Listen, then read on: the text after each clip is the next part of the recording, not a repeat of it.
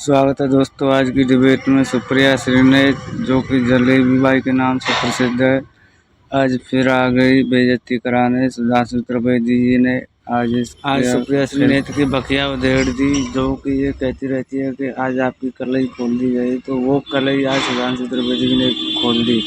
आज की डिबेट बहुत ही मज़ेदार होने वाली है। वीडियो अंत तक देखें, और आपने अगर चैनल सब्सक्राइब नहीं किया है तो चैनल सब्सक्राइब करें और लाइक करें और शेयर करें। चलो भाई देखो अब मैं क्या करता हूँ। इतने सालों से आपकी सरकार, शांति से मैंने सुना, उसी शांति से ही हमें बोलने देंगी। ये जितने लोगों की बात बता रहे हैं, मैं एक पहले एक सिंपल बात कहता हूं, सबको समझ में आती है। कोई लॉन्ग टर्म लोन लेता है अगर, तो 2 साल का लेता है, 4 साल का लेता है, मिनिमम 10 साल का। आप अगर हाउसिंग लोन लेते हैं 10, 15 या 20 साल का, किस जमाने में लोन लिया गया होगा अच्छी तरह समझ सकते हैं। यह 16 मई 2014 से पहले एक कागज दिखा दें जो उनके खिलाफ हो। केसेस हमने शुरू किए, ईडी की कार्रवाई हमने शुरू की, विदेश तक जाकर हम लड़े, और जो विदेश में गए हुए लोग हैं 22,000 करोड़ रुपए की उनकी भारत की संपत्तियां हमने जब्त की हैं। मैं इनसे चुनौती से कहता हूं, एक केस दिखा दें। हां, लेटर है विजय माल्या का, मनमोहन सिंह जी को धन्यवाद ज्ञापन करते हुए कि स्टेट बैंक ऑफ इंडिया ने मेरा लोन रिजेक्ट कर दिया था, मगर आपकी संस्तुति के बाद मुझे वो लोन मिल गया है। यह धन्यवाद ज्ञापन का लिखित में प्रमाण अवेलेबल। इससे पहले, अरे बाप रे, ये तो धोती खोल रहा है। हम आगे चले, 24 में आपका एजेंडा क्या है, आप दोनों बताइए, क्योंकि आज छात्र यहाँ पर है, थोड़ा पता चले 24 में आपका एजेंडा क्या होगा। लिखित में प्रमाण, एक मुझे 10 सेकंड का लिखित में प्रमाण एक और है। विजय माल्या ने जब देश छोड़ के भाग रहा था तो एक थैंक यू सर्टिफिकेट सबसे पहला अरुण जेटली जी को लिखा था। ये भगवान क्या जुल्म है। मेहुल चोकसी और नीरव मोदी के खिलाफ लगातार विपक्ष से चिट्ठियां गई, प्रधानमंत्री कार्यालय में कार्रवाई क्यों नहीं हुई, उसको क्यों भागने दिया गया। ठीक है, अब एजेंडा बताइए और ये बताइए, चुपके से भाग जाओ, हम कुछ नहीं करेंगे। एजेंडा बताइए, 24 का एजेंडा क्या है। पीएम ने राष्ट्रवाद, बजरंग बाण, बीते दिन जो कुछ कहा है, करप्शन, नेशन फर्स्ट, एजेंडा क्या है। आ रहा था तो ललित मोदी के खिलाफ मुकदमा कर देना। आप ये जो मटक मटक के बोलते हैं, आप क्या करने के लिए बैठे हैं सरकार में?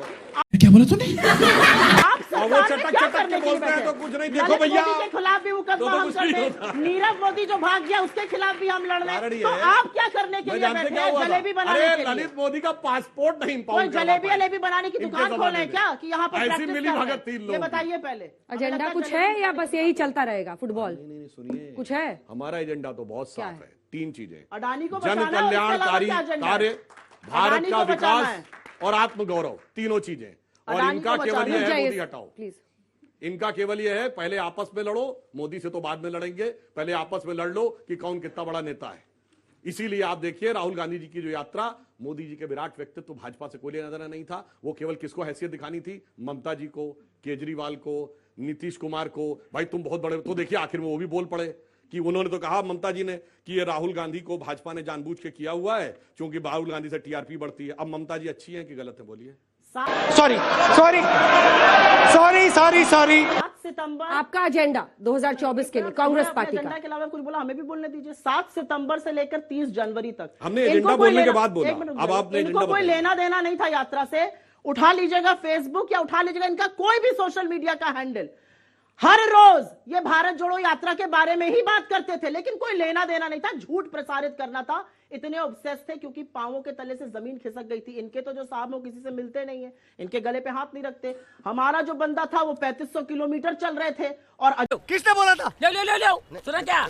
ये भी मेरी गलती है। नहीं भाई, मेरी गलती है। नहीं मेरी गलती है। नहीं बाबा, नहीं मेरी गलती। मारो मारो, हमको जिंदा मत छोड़ो सालो।